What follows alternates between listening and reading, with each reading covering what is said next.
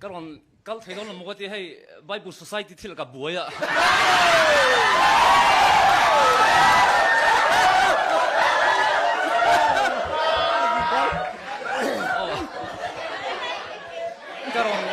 karon tel thei lawa fiamthu thole ngal pop meang anui kha so po bar chop mai nia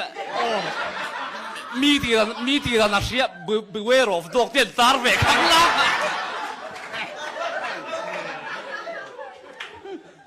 kanan veng futsal team in khel kha anan lak lo mai sin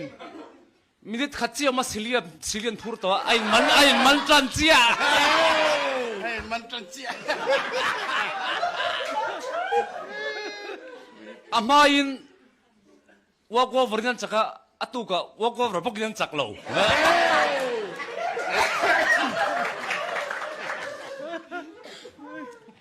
MVA khan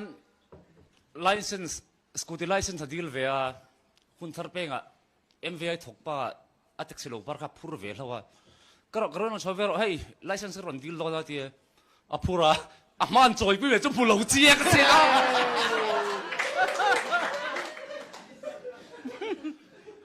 khoba khan konsa tan ne ya chu ta chuan james no do lar lai khan ti boka an khola thing tlanga a vel tu zo ka che Saira.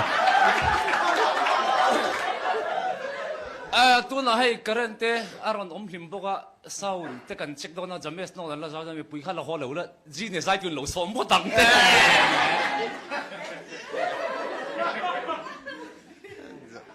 lilu zawe lilu en kan sai du na sa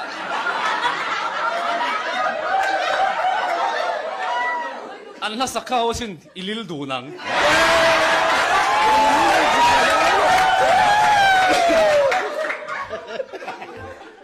Reparas Vinci khan chor che machine tu vera atatha mai momri la tang ve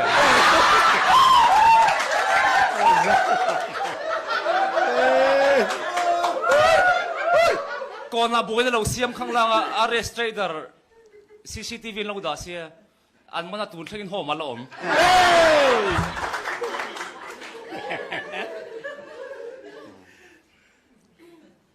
mania comedian pakhat aroin ti thei ve khang lang tu ka zu he viau tu ramian ngai ve khang lang Ngai dik lo he mày ngai dik lo he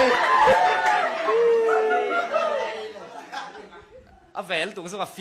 fiam tu melo country te zu kha aron ti de ham hom ka dina